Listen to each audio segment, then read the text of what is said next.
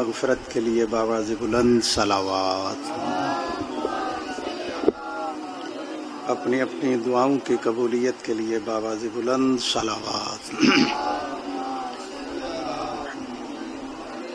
اعوذ باللہ من الشیطان الرجیم، بسم اللہ الرحمن الرحیم۔ الحمد للہ الذی لا یبلغ مدحته القائلون ولا یحصی نعماءه العادون ولا یؤدی حقه المجتہدون الذي لا يدركه بعد الحمم ولا يناله عوص الفتن الذي ليس لصفته أحد محدود ولا نعت موجود ولا وقت معدود ولا جل ممدود فطر الحلائق بقدرته والصلاة والسلام على أول العدد الرسول المسدد المصطفى الأمجد المحمود الأحمد سیدنا و مولانا ابی القاسم محمد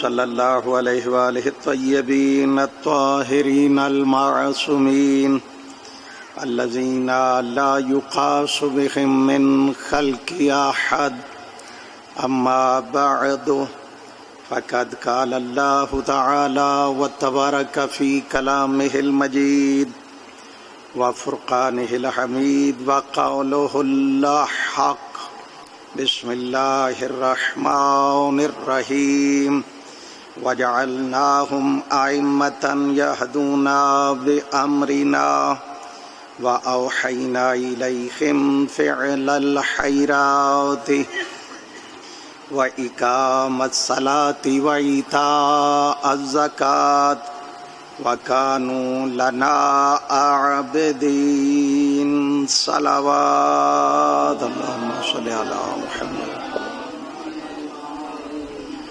دعا ہے بارگاہ خالق کائنات میں کہ خالق حقیقی آپ مومنین و مومنات کا اس مجلس میں آنا اپنی عبادت میں شمار فرمائے اور ہمیں صحیح معنوں میں سیرت محمد و آل محمد پہ عمل کرنے کی توفیق عطا فرما۔ جیسے پروردگار چاہتا ہے ویسا عبد خدا بن کے ہمیں زندگی گزارنے کی توفیق عطا فرما۔ بالخصوص بانیان مجلس کے اس اہتمام کو اپنی بارگاہ میں قبول و منظور فرما، اور ہمارا جتنے لمحات ہم یہاں پہ عزاداری سید الشہداء میں مجلس عزا میں ہم یہاں پہ موجود ہیں، پروردگار ہماری سانسیں ہمارے زندگی کے ہر لمحے کو اپنی عبادت میں شمار فرما۔ جتنے مومنین و مومنات بیمار ہیں صدقہ بیمار کربلا کی بیماری کا انہیں شفاء کاملہ و عاجلہ عطا فرما۔ پروردگار محمد و آل محمد کے لیے باعث مسرت بن کے ہمیں زندگی گزارنے کی توفیق عطا فرما۔ سارے صاحبان اپنے اپنے مرحومین کی مغفرت کے لیے، بیماروں کی شفا یابی کے لیے اور اپنی اپنی دعاؤں کی قبولیت کے لیے باواز بلند صلوات اللہم صلی علی محمد۔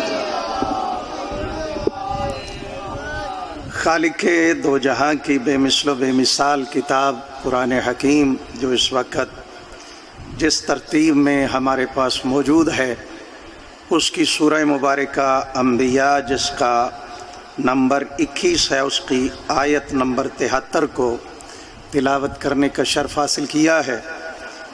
خالق کائنات اس آیہ مجیدہ میں ان ہستیوں کا تعارف فرما رہا ہے اور ان کی خصوصیات اور ان کی کوالٹیز کو بیان کر رہا ہے کہ جن کو مان کے آج ہم اپنے آپ کو 12 اماموں کا ماننے والا کہلواتے ہیں.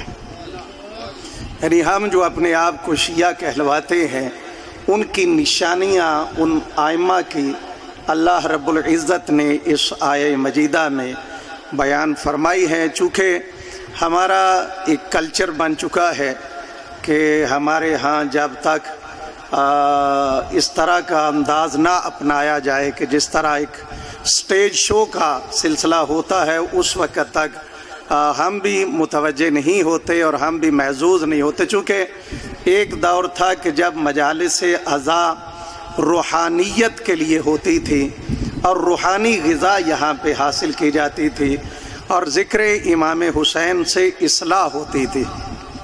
آج ہم محظوظ ہونے کے لیے آتے ہیں، انٹرٹینمنٹ کے لیے آتے ہیں، اور اس میں ہمیں چاہیے کہ ہم یہ جو لوگ ہماری ہی بے عزتی کرتے ہیں سامنے بٹھا کے، کوئی اس صف ماتم پہ ایسا نہیں آتا کہ جو آل محمد سے دشمنی بھی رکھتا ہو اور پھر اس صف ماتم پہ آ کے بیٹھے. اور یہ صف ہے کہ جو ہر انسان کو عزت عطا کرتی ہے. یہ صف کے مالک ہمیں عزت دیتے ہیں، لیکن جنہیں ہم یہاں پہ لا کے کھڑا کرتے ہیں وہ انہی جنہیں ان صف کے مالکوں نے عزت دی ہوتی ہے وہ انہی کی توہین کرتے ہیں اور پھر ہم آگے سے داد دیتے ہوئے نظر آتے ہیں. ہمیں اس بات کی طرف توجہ کرنی چاہیے کہ آل محمد کا ذکر ہو یا آل محمد کی صف ماتم پہ بیٹھے ہوں تو یہ ہمیں عزت دینے کے لیے یہ مقام ملا ہے، توہین کرنے اور کروانے کا یہ مقام نہیں ہے. یہ آپ کا حق بنتا ہے، آپ روکیں. اگر کسی ایک بندے کا جاننے والا ہے، یعنی بانیان یا وہ کیا کہتے ہیں جنہوں نے دعوتیں دے رکھی ہیں نا، انہوں نے جدھر چابی لگانی ہے ادھر پڑھنے والے نے چلنا ہے، جدھر چابی موڑ دینی ہے ادھر دوسری طرف چلے جانا ہے. وہ نہ آپ کے لیے آتا ہے نہ آل محمد کے لیے آتا ہے. اگر آپ اور آل محمد کے لیے آئے تو وہ ذکر کرے، وہ ذکر کے مالک خود اس میں تاثیر پیدا کر دیتے ہیں. وہ ذکر کے مالک خود اس ذکر کا معیار اتنا بلند کر دیتے ہیں کہ ضرورت نہیں پڑتی کہ ہر بندے کی توہین کی جائے. ایک مرتبہ درود پڑھے محمد و آل محمد پہ. یہ نمود و نمائش نے ہمیں یہاں تک، میں معذرت چاہتا ہوں پہلی مرتبہ آپ کے چہروں کی زیارت ہوئی ہے، آپ بھی اندر سے ہو سکتا ہے ناراض ہو جائیں کہ کیسی باتوں کو شروع کر دیا ہے، لیکن یہی حقیقت یہ ہے کہ ہم جب تک اس صف ماتم کی حقیقت کو نہیں سمجھیں گے اس وقت تک حسین ابن علی سمجھ میں نہیں آئیں گے. اس حقیقت کو نہ بتانے کی وجہ سے آج ہم اس نہج پہ پہنچ چکے ہیں کہ دشمن ہر اپنی کاروائی میں کامیاب ہو رہا ہے اور ہم آپس میں سوائے جھگڑے کے اور پریشانی کے کچھ اور حاصل نہیں کر پا رہے. درود پڑھے محمد و آل محمد پہ. اب جتنے افراد آپ تشریف فرما ہیں میں نے چند جملے آپ کی خدمت میں عرض کرنے ہیں، انشاءاللہ اس سے آپ محبت فرمائیں گے. چونکہ یہ ایام جو ہے 10 محرم کے، آج 20 محرم ہے، اگلا عشرہ جو ہے وہ امام علی زین العابدین کے ساتھ بھی منسوب ہو جائے گا، جناب سیدہ سلام اللہ علیہا کے ساتھ بھی منسوب ہے. تو میں کوشش کروں گا کہ آپ کو صرف آج اتنی بات، جتنا بھی ٹائم ہے اس کے اندر رہتے ہوئے اتنی بات آپ تک پہنچا سکوں کہ یہ منصب امامت ہے کیا. کیا صرف ولایت و امامت کا نام لے لینا امامت ہے، یا ان اماموں کو اللہ رب العزت نے کوئی ایسا اختیار اور کرامات بھی دے رکھی ہے کہ جن کے سبب اس کائنات کے نظام کو وہ اللہ کے حکم کے مطابق کائنات کی ہر شے تک پہنچا بھی رہے ہیں. یعنی صرف امام کو امام مان دینا کافی نہیں، جب تک اس امام کے اندر جو اللہ نے اسے اس منصب امامت کی وجہ سے اختیارات دے رکھے ہیں، ان اختیارات کو نہ سمجھا جائے قرآن کی روشنی میں، آل محمد کے فرمان کی روشنی میں، ان کی روشنی میں نہیں جو رات کو سوتے ہیں، جو ذہن میں آتا ہے صبح آل محمد کے نام سے منسوب کر کے آپ تک پہنچا دیتے ہیں۔ اس لیے کہ آپ کے لیے تو پیغمبر گرامی نے دو چیزیں چھوڑی ہیں۔ پیغمبر فرماتے ہیں جاتے ہوئے بھی، پیغمبر فرماتے ہیں انی تارکن فیکم الثقلین کتاب اللہ و اطرۃ اہل بیت، کہ میں تم میں دو گراں قدر چیزیں چھوڑ کے جا رہا ہوں، ایک نہیں۔ جنہوں نے مذہب کو، دین کو خراب کیا، ان کا تذکرہ کہیں پہ نہیں ملے گا۔ پیغمبر نے فرمایا ایک قرآن ہے اور دوسری میری اہل بیت ہے، یعنی اہل بیت کے فضائل کو لینا ہے تو تمہیں قرآن سے ملیں گے، اور اگر فضائل قرآن کو سمجھنا ہے تو تمہیں اہل بیت کے دروازے پہ آنا پڑے گا۔ ایسا ہرگز نہیں ہے کہ اہل بیت کے دروازے کو چھوڑ کے کسی ایسے کے دروازے پہ چلا جائے کہ جسے اپنی خود ہی سمجھ میں نہیں ہے کہ وہ کیا کر رہا ہے، کہاں سے آیا ہے، کیا بول رہا ہے، کہاں جا رہا ہے۔ قرآن نے بتانا ہے کہ آل محمد کیا ہے، آل محمد نے بتانا ہے کہ بائے بسم اللہ سے لے کر والناس کی سین تک یہ قرآن کی حقیقت کیا ہے، اس قرآن میں پروردگار چاہتا کیا ہے، یہ قرآن تم سے بات کرنا کس طرح چاہتا ہے، یہ قرآن کیسے چاہتا ہے کہ میرے پڑھنے والے مجھے پڑھیں بھی اور اس قرآن کے مطابق اپنی زندگی بھی گزارتے ہوئے نظر آئے۔ اس قرآن نے واضح کر دیے ہیں وہ امام بھی کہ جو حق کے امام ہے، اور وہ امام بھی جو باطل کے امام ہے۔ میں نے ان کی بات نہیں کرنا، حق کے امام کی ایک دو بات زحمت کو تمام کر دوں گا۔ کافی دیر سے آپ کے سامنے یہاں پہ بیٹھا ہوا تھا، چونکہ یہ میرے بہت پیارے بھائی ہیں، بھائی مشتاق صاحب، انہوں نے حکم دیا، اس لیے آپ کی خدمت میں حاضر ہو گیا۔ مجھے نہ واہ واہ کی ضرورت ہے، نہ کسی اور چیز کی ضرورت ہے کہ بندے بڑے بڑے واہ واہ کریں گے، بڑے اشتہار لگیں گے، اس کی ضرورت نہیں۔ جس کا نام آل محمد کے ذکر کرنے والوں کی فہرست میں آ جائے، اسے کسی اور بڑے نام کی ضرورت ہونی نہیں چاہیے۔ خالق کیا فرما رہا ہے؟ سورہ مبارکہ انبیاء آیت نمبر 73، خالق فرماتا وَجَعَلْنَاهُمْ أَئِمَّةً، ہم نے امام بنائے ہیں، ہمارے امام بنائے ہوئے، یعنی اللہ کے جو بنائے ہوئے امام ہیں، کون سے ہیں؟ یہدون بِأَمْرِنَا، اللہ کہتا ہے وہ ہمارے حکم سے ہدایت کرتے ہیں، یعنی جو اللہ کا بنایا ہوا امام ہے اس سے سوائے ہدایت کے کسی اور چیز کی توقع کی ہی نہیں جا سکتی۔ وَأَوْحَيْنَا إِلَيْهِمْ، خالق فرماتا ہے ہم ان کی طرف وحی کرتے ہیں، فعل الخیرات، عمل خیر کی، ہم عمل خیر کی وحی ان کی طرف کرتے ہیں۔ یہاں پہ صرف آپ کی دعاؤں کے لیے ایک جملہ عرض کرنا چاہتا ہوں۔ اللہ کہہ رہا ہے کہ جو ہم نے امام بنائے ہیں وہ ہمارے امر سے ہدایت کرتے ہیں اور ہم ان کی طرف وحی کرتے ہیں۔ پھر وہ کیا کرتے ہیں؟ فعل خیرات کرتے ہیں، یعنی عمل خیر کرتے ہیں۔ آج تک دنیا والے بھٹک اس لیے رہے ہیں کہ انہیں سمجھ ہی نہیں آیا کہ عمل خیر والا امام کون سا ہے اور بغیر خیر کے والا امام کون سا ہے۔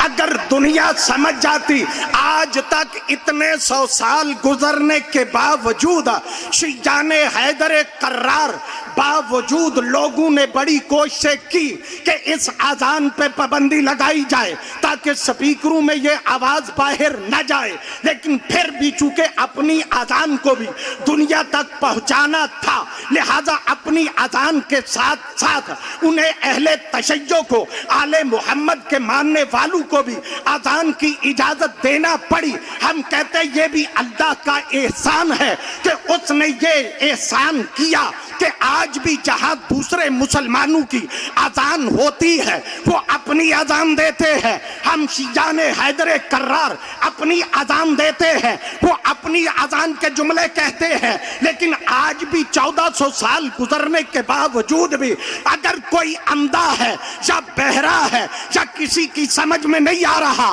کہ خیر والا امام کہاں ہے، تو آج بھی ہم سپیکر پہ سپیکر کھول کے ساری اذان کہتے ہوئے پھر ایک جملہ اسی لیے کہتے ہیں کہ تم یہ نہ کہنا کہ ہمیں زندگی میں پتہ نہیں چلا تھا کہ خیر والا امام کہاں پہ ہے۔ ہم آج بھی اذان میں بلند آواز سے کہتے ہیں کہ حج علی خیر العمل، ادھر آ جاؤ، کل بھی خیر والے امام ادھر تھے، آج بھی خیر والے امام ادھر ہی ہے۔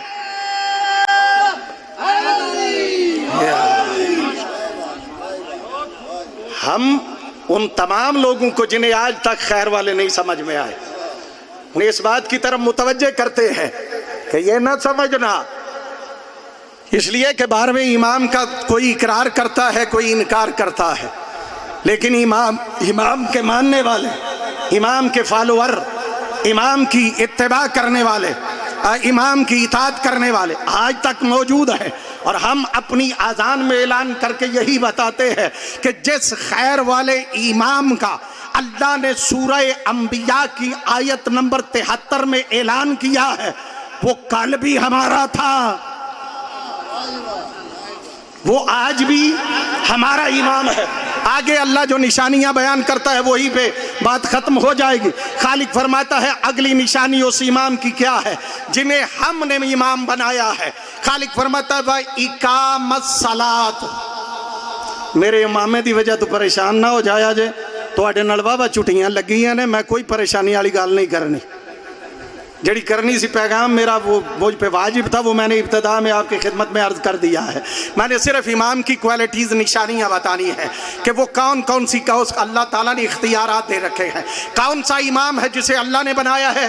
وہ اقامت صلاۃ، وہ نماز قائم کرتے ہیں، پڑھنے والے بڑے ہیں، نہیں غور فرمایا آپ نے، پڑھنے والے بڑے ہیں، قائم کرنے والے ہمارے امام ہیں۔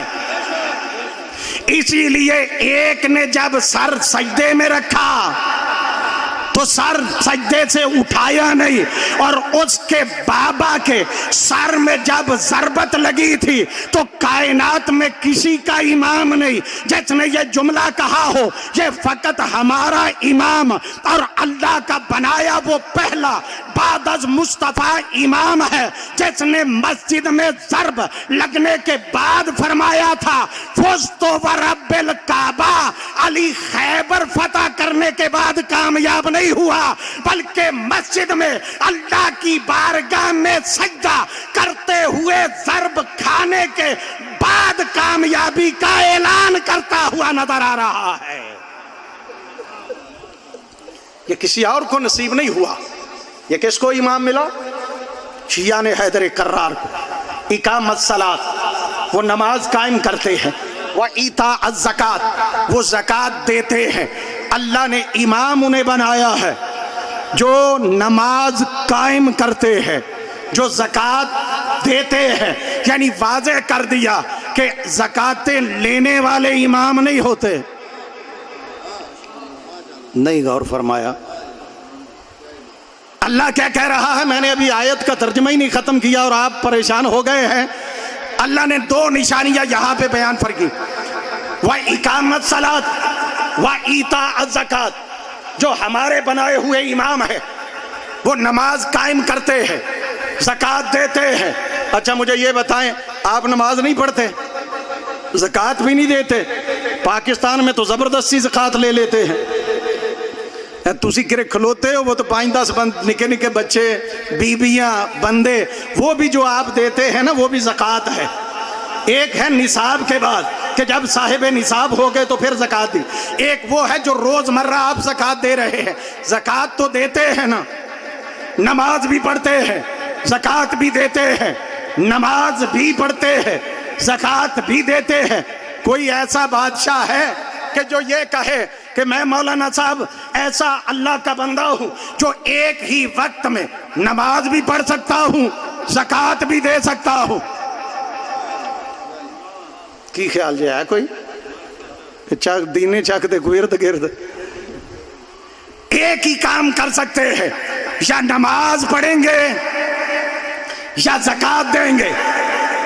اگر نماز پڑھ رہا ہے تو فقط نماز، کوئی اور خیال ذہن میں لا ہی نہیں سکتا۔ اگر زکوٰۃ دے رہا ہے تو پھر نماز نہیں پڑھ رہا۔ اس کا مطلب یہ ہوا کہ کائنات کا ہر بندہ یا نماز پڑھ سکتا ہے یا زکوٰۃ دے سکتا ہے۔ اللہ کہہ رہا ہے جنہیں ہم نے امام بنایا ہے، وَإِقَامَ الصَّلَاةِ وَإِيتَاءَ الزَّكَاةِ، وہ نماز بھی قائم کرتے ہیں، وہ زکوٰۃ بھی دیتے ہیں۔ ہر مکتبہ فکر کو یہ بات لکھنا پڑی کہ فقط حضرت ابو طالب کا فرزند علی ابن ابی طالب ہے جس نے یہ دونوں کام ایک وقت میں کر کے کائنات والوں کو بتایا کہ اللہ نے یہ شرف فقط انہی اماموں کو بخشا ہے جنہیں اللہ نے خود بنایا ہے۔ علی ایک وقت میں نماز بھی ادا کرتے رہے اور زکوٰۃ بھی دیتے رہے، اور اس پہ حق تعالیٰ نے تاکہ کوئی اعتراض نہ کرے قرآن کی آیت نازل کر کے بتایا کہ یاد رکھو ان جیسا نہ آج کوئی ہے نہ قیامت تک ان جیسا کوئی آ سکتا ہے۔ ان کا کوئی مقابلہ کر ہی نہیں سکتا ہے۔ یہ ایسی ہستیاں ہم نے بنائی ہے، ایسے افراد کو، ایسی ہستیوں کو ہم نے امامت عطا کی ہے۔ اگلی نشانی اللہ نے جو بیان فرمائی وَكَانُوا لَنَا عَابِدِينَ، اللہ کہتا ہے وہ ہمارے ایسے عبادت گزار بندے ہیں، وہ ایسے عبادت کرنے والے تھے، وہ ہمارے پرانے عبادت گزار بندے تھے۔ وَكَانُوا لَنَا عَابِدِينَ، وہ ہمارے پرانے عبادت گزار بندے تھے۔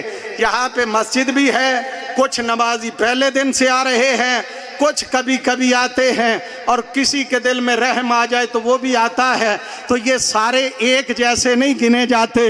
مولانا صاحب بھی جانتے ہیں پہلے دن سے کون آنے والا ہے، کی خیال جی؟ انجی نہیں جی؟ بعد میں آنے والے کون ہیں، آخر پہ آنے والے کون ہے؟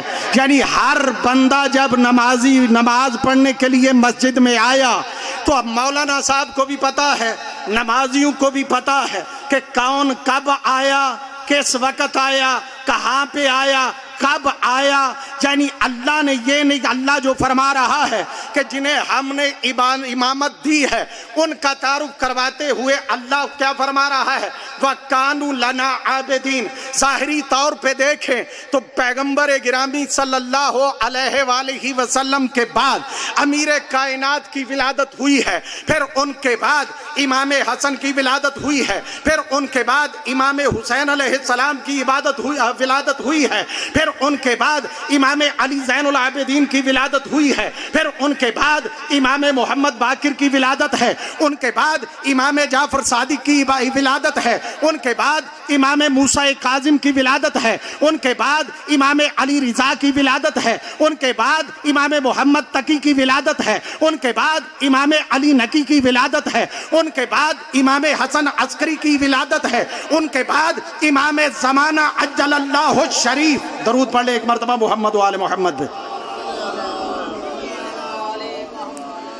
12ویں آقا کی ولادت ہے۔ تو ظاہری اگر ڈیوریشن دورانیہ دیکھا جائے تو بعد از پیغمبر ہے، 30 سال کے بعد امیر المومنین کی ولادت، ایسے ہی ہے نا جی۔ اور پھر ایک سلسلہ امامت کا، اللہ کہتا ہے جنہیں ہم نے امامت دی ہے وَكَانُوا لَنَا عَابِدِينَ، وہ ہمارے پرانے عبادت گزار بندے تھے۔ تسی چونکہ گرمی نالی انہیں کو گھبرائے ہو جی، جتنے قاضی صاحب انہیں مسکین پرابلم چٹائے نے اتنے مینوں بھی انظار تھوڑا جا کوشش تے کرنی پوے دی۔ تھے سے مراد یہ ہوتا ہے کہ جو پرانا ہو، جس کا ہمیں نہیں پتا کہ وہ کب سے ہے، وہ ہمارے پرانے عبادت گزار بندے تھے۔ امام تو ظاہری طور پہ تھوڑا سا عرصہ گزرا ہے، پھر یہ کون سے امام ہے کہ جن کا اللہ تذکرہ کر رہا ہے؟ پریشان ہو گئے ہو؟ سوچنا پڑے گا نا، یعنی امامت جو 12 امام ہم مانتے ہیں، یہ بچوں کے لیے بات عرض کر رہا ہوں، ان ائمہ کا سلسلہ تو چلا غدیر کے اعلان کے بعد ظاہری طور پہ کہ پیغمبر نے اعلان کر دیا، اس کے بعد یہ سلسلہ چلا غدیر کے، اور یہ ایک سلسلہ امامت کا چلتا ہوا آج تک موجود ہے۔ اللہ کہہ رہا ہے ہم نے جنہیں امامت دی ہے یہ کوئی نئے عبادت کرنے والے نہیں ہے، یہ 1400 سال کے عبادت گزار نہیں ہے، یہ 1500 سال کے عبادت گزار نہیں ہے۔ مالک پھر ہمیں کیسے پتا چلے کہ جنہیں تو نے امامت عطا کی ہے یہ کب سے عبادت گزار ہے؟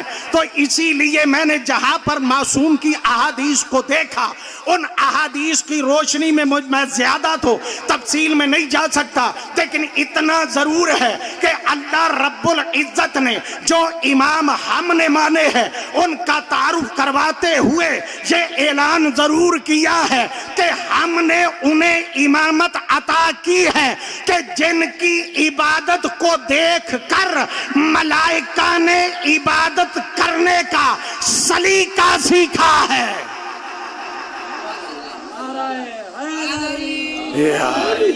کتنے پھر پرانے ہو گئے جن کی عبادت کو دیکھ کر ملائکہ نے عبادت کرنے کا طریقہ سیکھا ہے، انہیں اللہ نے امامت عطا کی ہے۔ چلیں ایک جملہ آپ کی خدمت میں صرف آپ کی دعاؤں کے لیے عرض کر دیتا ہوں۔ حضرت آدم علیہ السلام جانتے ہیں آپ ان کو؟ جی آپ حضرت آدم علیہ السلام کو جانتے ہیں یا نہیں؟ جی جانتے ہیں، 100% جانتے ہیں۔ حضرت آدم علیہ السلام کو جب اللہ نے خلق کیا تھا نا، خلق کرنے کے بعد پروردگار نے انہیں اپنے پاس رکھا تھا، فوری طور پہ آگے پیچھے نہیں بھیج دیا تھا، اپنے پاس رکھا تھا۔ جب اپنے پاس رکھا تو کچھ عرصہ گزرنے کے بعد حضرت ابراہیم علیہ السلام کو چھینک آئی، جنہوں پنجابی چنے چھاہ دے، جب چھینک آئی تو اللہ رب العزت نے فوری طور پر حضرت آدم علیہ السلام سے فرمایا کہ اے آدم اپنے پروردگار کا شکریہ ادا کر، اللہ کا شکر ادا کر، یعنی شکر الحمدللہ کا ہے سادہ لفظوں میں آپ کے لیے۔ اسی لیے جب چھینک آئے تو جو کہا جاتا ہے کہ جس کو چھینک آئے وہ کہتا ہے الحمدللہ، اللہ تیری حمد ہے، شکر ہے تیرا پروردگار، اور جو سنتا ہے اس کے لیے حکم یہ ہے کہ وہ کہے یرحمکم اللہ، پروردگار تجھ پر رحم کرے۔ یہ بات ضمناً آ گئی ہے، صرف میں بات کو واضح کرنے کے لیے یہ بات عرض کر رہا ہوں۔ اس کا فائدہ کیا ہے؟ امام علی رضا علیہ السلام کا فرمان میں نے پڑھا، مولا فرماتے ہیں جب کسی مومن کو چھینک آتی ہے، نیچرل قدرتی طور پہ جب چھینک آتی ہے تو 3 دن اس مومن کی زندگی بڑھ جاتی ہے۔ امام علی رضا علیہ السلام کا فرمان عرض کر رہا ہوں، 3 دن زندگی بڑھ جاتی ہے۔ اسی لیے کہا کہ اللہ کا شکر ادا کیا کرو۔ اب خالق کائنات نے فرمایا کہ شکر ادا کر، اور پھر فرمایا آدم مجھے قسم ہے میری عزت و جلال کی، اگر 2 ہستیوں کو میں نے تیرے ذریعے اس دنیا میں بھیجنا نہ ہوتا آدم میں کبھی تجھے پیدا ہی نہ کرتا۔ اگر 2 ہستیوں کو میں نے بھیجنا نہ ہوتا۔ تفصیل پھر کبھی انشاءاللہ اس کی آگے، چونکہ لمبی حدیث ہے، لمبے اس حوالے سے بات ہے۔ پوچھا حضرت آدم علیہ السلام نے کہ وہ کون ہے، تو اللہ نے فرمایا ایک محمد مصطفیٰ ہے اور دوسرا علی مرتضیٰ ہے۔ یہ پرانے عبادت گزار بندے ہیں۔ اب تعریف کا بھی وقت نہیں رہا، میں چھوڑتا ہوں۔ اس کے حوالے سے یہ صرف آیت کا ترجمہ آپ کی خدمت میں عرض کیا ہے، صرف اس کی تعریف جو تمام مکاتب فکر جس کو ایکسیپٹ کرتے ہیں، ہمارے اہل تشیع میں تو بہت لمبی تعریف بیان کی گئی ہے امامت کی، بالخصوص امام علی رضا علیہ السلام نے، باقی ائمہ نے بیان کی ہے۔ میں تمام مکاتب فکر نے جو لکھی ہے وہ صرف سادہ سی عرض کرتا ہوں، ایک جملہ زحمت آپ کی تمام کر دوں گا فضائل کی، اور پھر مصیبت کے 4 جملے عرض کروں گا۔ وہ فرماتے ہیں امامت کیا ہے؟ الامامت ہی ریاست العامہ، امامت ایسی عام حکومت ہے فی امور الدین والدنیا کہ جس کے اختیار میں اس کائنات کے تمام دینی امور بھی ہوتے ہیں اور دنیاوی امور بھی اس کے قبضہ قدرت میں ہوتے ہیں۔ یعنی دنیا کے جتنے مسائل ہیں اس کا حل بھی امام کے پاس ہوتا ہے، اور دین کے جتنے مسائل ہیں ان کا حل بھی امام کے پاس ہوتا ہے۔ یہیں پہ بات کو ختم کر دوں گا، آگے تعریف بڑی لمبی ہے۔ پھر وہ فرماتے ہیں کہ دار التکلیف میں رہنے والے ہر صاحب تکلیف کی جو تکلیف سے پوری طرح سے واقف ہو اسے اللہ امام بناتا ہے۔ ہمیں اپنی تکلیفوں کو بتانے کی ضرورت نہیں پڑتی، اگر ہم ان کے ساتھ مخلص ہو جائیں یہ تکلیفیں خود بخود رفع ہو جائیں گی۔ اس لیے کہ امام وہ نہیں جو میری اور آپ کی تکلیف سے واقف نہ ہو۔ میں نے ساری تعریف کو چھوڑا ہے صرف ایک جملہ عرض کرنے کے لیے۔ امام کون ہے؟ جو مخلوق کی دینی اور دنیاوی تمام مشکلات کو جانتا ہوں۔ بلکہ چلیں آپ کی دعا کے لیے ایک جملہ عرض کرتا ہوں، ہو سکتا ہے تھوڑی سی آپ ساتھ جو ہے وہ ساتھ ہو جائیں۔ میں یہاں پر یہ کہہ سکتا ہوں کہ اللہ نے انہیں امامت دی ہے کہ جن کے دروازے پہ اگر کوئی دنیا دار مشکل کشائی کے لیے آئے تو اس کے مشکل کشا بھی نظر آئے، اور اگر کوئی دین دار اپنی مشکل ان کے دروازے پہ لے کے آئے تو یہ دین دار کے بھی مشکل کشا نظر آتے ہوئے نظر آئے۔ اللہ نے انہیں امامت عطا کیا۔ اچھا دیکھیے، یہ دنیا کی تکالیف کو دور کر کون سکتا ہے؟ میں یہاں پہ آیا ہوں، یہاں پہ لالے منہ سے مدینہ چک میں آپ کے یہاں پہ کوئی ڈاکٹر ڈسپینسر ہو اور وہ چائنی زبان جانتا ہو، مجھے آتی نہ ہو، میرے پیٹ میں درد ہو، میں اسے کیسے بتاؤں گا؟ بس تواڈے اس وقت نہیں آکیا ناراضی نہ ہو جاؤ، کی خیال جو کیسے بتاؤں گا میں اسے؟ اس لیے مجھے اس کی زبان نہیں آتی۔ آپ کی توجہ ہوتی تو آپ اس بات کا لطف لیتے کہ میں ایک غیر زبان ڈاکٹر کو اپنی تکلیف نہیں بتا سکتا اگر وہ میری زبان کو نہ جانتا ہو۔ اللہ فرماتا ہے میں نے امامت انہیں دی ہے جو کائنات کی ہر مخلوق کی تکلیف سے واقف بھی ہیں اور تکلیف کی مشکل کشائی بھی جانتے ہیں۔ اس کا مطلب یہ ہوا کہ اللہ نے امامت پھر انہیں دینی ہے نا کہ اس کائنات میں صرف ہم اور حیوان یا ملائکہ یا جن تو نہیں نہ بس رہے، چرند پرند کس کائنات میں بس رہے ہیں، نباتات، جمادات، ہر چیز جہاں پہ بس رہی ہے انہیں بھی مشکلات تو ہوتی ہے نا۔ توجہ ہے آپ صاحبان کی؟ کیا نباتات جمادات کو تکلیف نہیں ہوتی؟ اللہ کہہ رہا ہے یسبح للہ ما فی السماوات و ما فی الارض۔ جب آپ ایک درخت کو کاٹتے ہیں آپ کو نہ اس کی تسبیح کی سمجھ آئی نہ اس کو کاٹتے ہوئے اس کے کٹنے کی تکلیف سمجھ میں آئی، لیکن امام ایسا نہیں ہوتا۔ امام اس درخت کی تسبیح کو بھی سنتا ہے، اس کے کٹنے کی تکلیف کو بھی محسوس کرتا ہے۔ چلے زیادہ زحمت نہیں دیتا، یعنی امام وہ ہوتا ہے جو کائنات کے ذرے ذرے کی تکلیف سے پوری طرح سے واقف بھی ہو، اس کی مشکل کشائی بھی کرنا جانتا ہو۔ میں نے 2-3 مرتبہ جملہ یہ کہا ہے، چونکہ یہ آگے اشرا جو ہے وہ منسوب ہو جائے گا امام علی زین العابدین کی طرف۔ پکھے دا تھوڑا جا معدل کر دیو جی، مہربانی۔ لہٰذا امام کے حوالے سے ایک بات عرض کرتا ہوں، تعریف ساری چھوڑ دیتا ہوں۔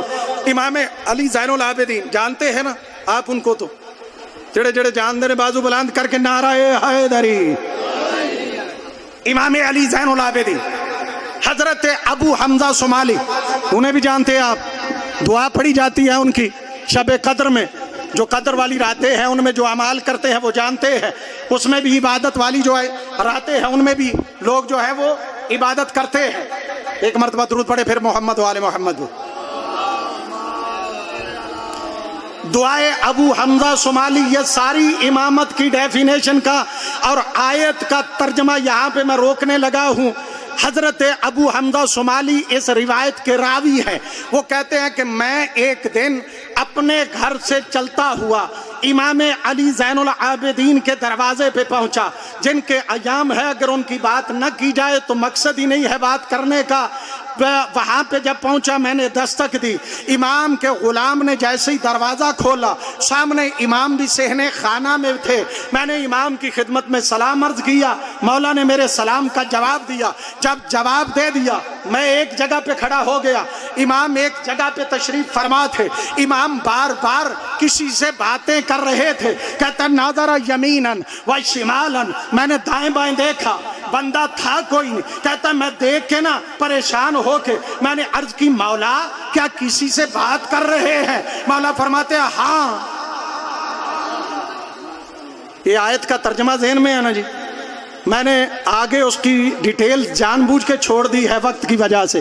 کیا مولا سے پوچھا مولا کسی سے بات کر رہے ہیں؟ ہاں میں کر رہا ہوں۔ مولا بندہ تو ہے کوئی نہیں۔ یہ جملہ کہنا تھا کہ امام علی زین العابدین نے ایک مرتبہ اشارہ کیا، ابو حمزہ صومالی کہتے ہیں دیوار تھی، میں نے دیوار پہ چند پرندے دیکھے۔ اب بھی اگر آپ نہ بولے تو آپ کی اپنی قسمت ہے۔ مولا وہ ابو حمزہ صومالی کہتا ہے میں نے دیکھا کہ دیوار پہ چند پرندے بیٹھے ہیں، کہتا جب میں نے دیکھا وہ بول رہے تھے، چہچہا رہے تھے، مولا بات کر رہے تھے، میں نے کہا مولا آپ پرندوں سے بات کر رہے ہیں۔ اللہ امامت کنہیں دیتا جو کائنات کے ذرے ذرے کی مشکل کو بھی جانتا ہو، تکلیف کو بھی جانتا ہو، ان کی مشکل کشائی سے بھی پوری طرح سے واقف ہو۔ کہتا ہے میں نے پوچھا مولا آپ ان پرندوں سے بات کر رہے ہیں؟ مولا فرماتے ہیں ہاں ابو حمزہ صومالی۔ مولا پھر بتائیں تو صحیح نا کہ باتیں کیا ہو رہی ہیں، گفتگو کیا ہو رہی ہے، مجھے تو سمجھ نہیں آ رہا۔ مولا جب پوچھا نا مولا باتیں کیا ہو رہی ہے، مولا دیکھ کے فرما رہے ہیں یہ مجھے کہہ رہے ہیں کہ اے مولا علی ابن ابی، اے مولا علی زین العابدین، آپ ہیں ہمارے وقت کے امام اور ہمیں لگی ہے بھوک، آپ ہماری غذا کا اہتمام کریں۔ کیا ہوا ہمیں بھوک لگی ہے اور آپ ہماری غذا کا اہتمام کریں۔ پھر مولا فرمایا ابو حمزہ صومالی سن، یہ پہلی مرتبہ نہیں کہہ رہے، انہوں نے پہلے بھی مجھے کہا۔ پھر مولا دیکھ کے فرماتے ہیں میں نے انہیں کہا کہ تھوڑی دیر امام کے حکم پہ صبر کر لو، ابو حمزہ صومالی کو آ لینے دو، پھر میں تمہارا اہتمام کروں گا۔ مولا میرا انتظار کیوں کیا؟ فرمایا اس لیے انتظار کیا کہ اگر تیرے بغیر میں انہیں غذا پہنچوا دیتا اللہ کے امر سے انہیں تو غذا مل جاتی، لیکن ہمارے اختیار کا اس مخلوق کو پتہ کیسے چلتا؟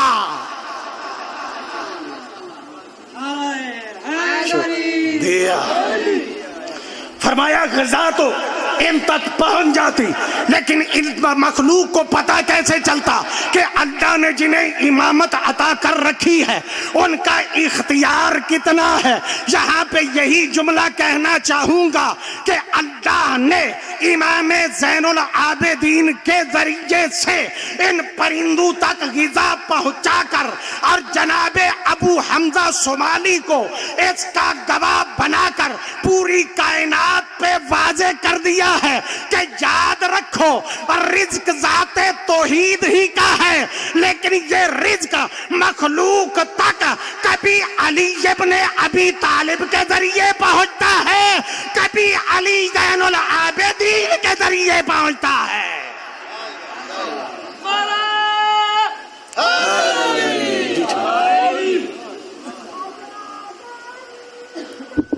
انہی کے ذریعے پہنچتا ہے۔ اور ہم جمعے کے خطبے میں بھی یہی کہتے ہیں۔ وقت چونکہ اختتام کی طرف جو مجھے دیا گیا، اس میں مجھے دیا تو نہیں گیا، میں اپنے تائیں یہاں تک لے آیا ہوں، لیکن اب سگنل ہوا ہے کہ بات کو اختتام تک پہنچایا جائے۔ یہ آپ کی ذمہ داری ہے عزاداران سید الشہداء۔ آپ اس بی بی کی سنت ادا کر رہے ہو جس کا حسین زندہ تھا اور بی بی عزاداری کر رہی تھی۔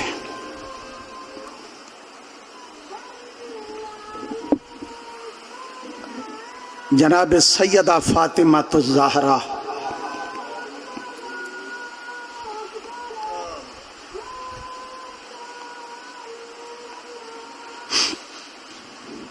جناب سیدہ فاطمہ الزہرا سلام اللہ علیہا ایک مرتبہ پیغمبر گرامی صلی اللہ علیہ وآلہ وسلم 5 یا 6 منٹ اس سے زیادہ نہیں، بلکہ میں اس سے بھی کوشش کروں گا جلدی ختم کر دوں۔ معظمہ جب پیغمبر تشریف فرما تھے نا، جناب سیدہ روتی ہوئی اپنے بابا کے سامنے آ کے بیٹھ گئی۔ جب پیغمبر کی نظر پڑی ہے، پیغمبر دیکھ کے فرماتے ہیں فاطمہ تجھے میری زندگی میں کس نے رلایا؟ جب یہ جملہ پیغمبر نے فرمایا نا کہ زہرا میری زندگی میں تجھے کس نے رلایا ہے، صاحب کتاب کہتا ہے نبی کی بیٹی اور چیخیں مار کے روئی۔ جب گریا بڑا نا پیغمبر اور دیکھ کے فرماتے ہیں بیٹی فاطمہ تیرا بابا بھی زندہ ہے، بتا تو صحیح نا زہرا تجھے کس نے رلایا ہے؟